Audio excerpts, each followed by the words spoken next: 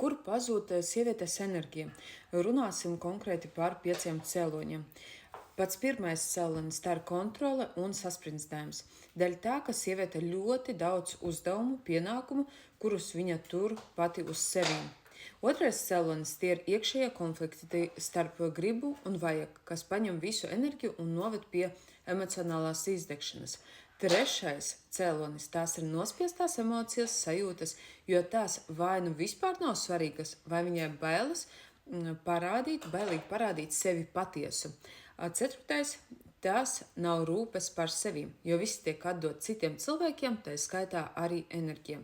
Piektais cēlonis - dzīve vīriešu pozīcijā, pēc vīriešu principiem. Tas nozīmē, ka translē vīrieša enerģiju.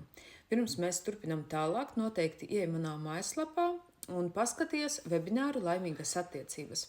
Un runājam tālāk, kā tad sievietēm atjaunot savu enerģiju.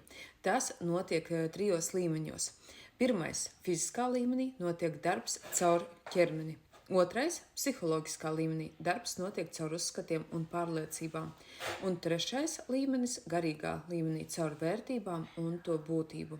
Un noteikti ienāc manā mājaslapā, kura ir norādīta šeit tepat profilā aprakstā, vai nu zem šī video un noskaties webināru bez maksas Laimīgas attiecības pateicoties domu spēka praktikām, jo tas webinārs ir informācija, kura tev var palīdzēt atjaunot attiecības, izveidot attiecības un kļūt daudz pašpārliecinātākai.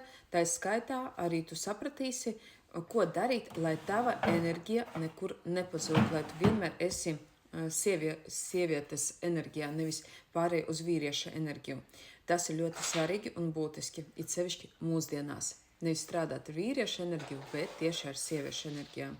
Tāpēc noteikti izmanto un piesakojies, saglabā, dalies arī ar citiem cilvēkiem.